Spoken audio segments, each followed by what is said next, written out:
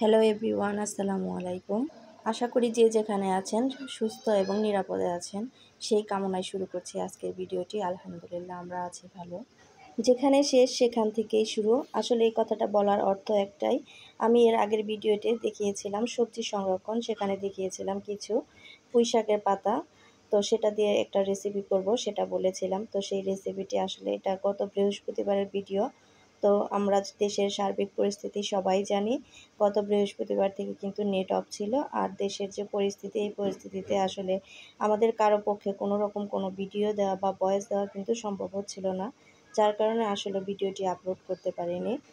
আর গত বৃহস্পতিবার থেকে আজকে যে বৃহস্পতিবার এ পর্যন্ত কিন্তু কোনো নতুন কোনো ভিডিও করতে পারিনি। আসলে নতুন কোনো ভিডিও করার মন মানসিকতা বা পরিস্থিতি কোনোটাই নেই। আর যার জন্য আজকে এই ভিডিওটি আপলোড করছি। তো এখন আসি ভিডিও প্রসঙ্গে একটু কথা বলি। এই যে এখানে দেখতে পাচ্ছেন আমি কিছু শুকনো মরিচ, পেঁয়াজ কুচি, কয়েক কোয়া রসুন আর হচ্ছে আদা, এগুলো প্রথমে আমি একটু তেলে হালকা করে টেলে নেব। তো আসলে ছোট সময় কিন্তু ইলিশ মাছের পাতুরি খেয়েছি অনেক। তখন তো ইলিশ মাছের দাম ছিল কম, আর এখন ইলিশ মাছের দাম তো একদম আকাশ ছোঁয়া। আমাদের মতো মধ্যবিত্ত মানুষ যারা আমরা আছি, এখন ইলিশ তো দূরের কথা, পাঙ্গাস মাছ যে সেটা খাওয়াও মনে হয় আমাদের জন্য কষ্টসাধ্য ব্যাপার হয়ে যাচ্ছে। তো তাই ভাবলাম যে আজকে আমি পাঙ্গাসের পাতুরি করি। আমাদের জাতীয় মাছ ইলিশ, কিন্তু আমরা যারা মধ্যবিত্ত আছি এখন কিন্তু আমাদের জাতীয় মাছ পাঙ্গাস হয়ে গিয়েছে। আর এই পাঙ্গাস মাছের পাতুরি যে একবার খাবে সে আবার পুনরায় ট্রাই করবে, এটা আমি বিশ্বাস করি। কারণ যারা পাঙ্গাস খায় না, আমি কিন্তু পাঙ্গাস ওইভাবে খাই না, তারপরেও কিন্তু এই পাতুরিটি বানানোর পরে খেয়েছি। এই যে মশলাগুলো কিন্তু ভালোভাবে ভেজে নেওয়ার পরে সাথে একটু জিরা, কাঁচা জিরা যোগ করে কিন্তু ভালোভাবে পাটায় পিষে নিয়েছি। তো মশলাটা পাটায় পিষে নিলেই কিন্তু পাতুরিটা খেতে বেশি মজা লাগবে। ব্লেন্ডারেও করা যাবে, সেক্ষেত্রে কিন্তু অতটা টেস্টে নাও আসতে পারে, পাটায় পিষলেই মজাটা বেশি আসবে। তো সবগুলো মশলা ভালোভাবে পিষে নেওয়ার পরে স্বাদ মতো লবণ, সরিষার তেল আর দিয়ে দিয়েছি একটু হলুদ গুঁড়ি দিয়ে ভালো করে মিশিয়ে নিচ্ছি। আর যারা পাঙাশ প্রেমী আছে তারা তো একবার খেলে এটা বারবার খাবে, এটা আমি বিশ্বাস করি। মশলাগুলোর সাথে লবণ, তেল, হলুদ গুঁড়ি ভালোভাবে মিশিয়ে নেওয়ার পরে তারপরে কিন্তু আমি 3 পিস মাছ দিয়ে দিয়েছি। এখানে কিন্তু তেলটা আমি সয়াবিন দিইনি, এখানে দিয়েছি সরিষার তেল। তো পাতুরির ক্ষেত্রে কিন্তু সরিষার তেলটা দিলেই ভালো হয়, সয়াবিন তেল দিয়েও খাওয়া যাবে, সেক্ষেত্রে খারাপ হবে না, কিন্তু সরিষার তেলের স্মেলটাই ভালো আসে, সেজন্য কিন্তু আমি সরিষার তেলটা দিয়েছি। তারপরে মশলাগুলো কিন্তু আমি ভালোভাবে মাছের গায়ে মেখে নিচ্ছিলাম। এত সুন্দর করে মেখে নিচ্ছিলাম যাতে মশলাগুলো আসলে মাছের গায়ে ভালোভাবে ঢুকে যায়। তো আসলে মশলাটা যখন মাখছিলাম তখন মশলাটা দেখেই আমার মনে হচ্ছিল যে আসলে মশলাটাই অনেক টেস্টি হয়েছে। দেখতে এত সুন্দর লাগছিল। মশলাটা মাছের সাথে ভালোভাবে মেখে নেওয়ার পরে মাছটা 10 থেকে 15 মিনিট রেখে দিলে কিন্তু মশলাটা মাছের গায়ে ভালোভাবে ঢুকে যাবে। তো আমি 10-15 মিনিট পরে কিন্তু আবার ফিরে এসেছি। আমি কিন্তু পাটাতেই আসলে মাছটা রেখে দিয়েছিলাম। মশলাটা যেহেতু আমি পাটাতে পিষেছি, তাই ভাবলাম যে আর আমি অন্য কোনো বাসন নষ্ট করব না। এজন্য কিন্তু আমি পাটাতেই মাছটা মেখে নিয়েছিলাম সুন্দর করে। তারপরে এই যে বড়, বড় যে পুঁইশাকের পাতা, 2 টো পুঁইশাকের পাতা এমনভাবে রাখলাম যাতে মাছটাকে পুরো কভার করতে পারে। তো গত ভিডিওতে যখন আমি এই পুঁইশাকের পাতাগুলো দেখিয়েছিলাম, কিন্তু আমার অনেক আপুরা পুঁইশাকের পাতা দেখে অনেক অবাক হয়েছিল আর বলেছিল, "এত বড়, বড় পুঁইশাকের পাতা।"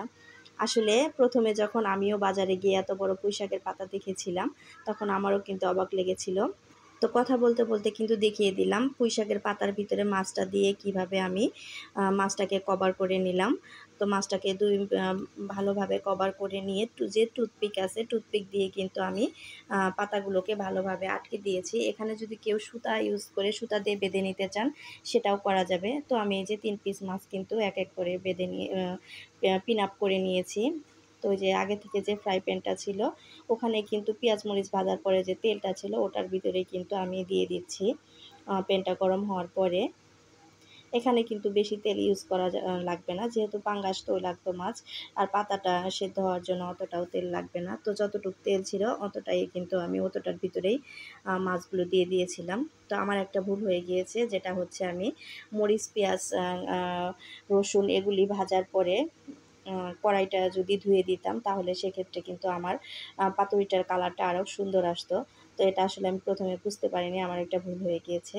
তো ভাজার পরে যখন এরকম কালার হয়েছে আমার মনটা একটুর জন্য খারাপ হয়ে গিয়েছিল, কিন্তু যখন খেয়ে দেখেছি না টেস্ট হয়েছে তখন ভালো লেগেছে।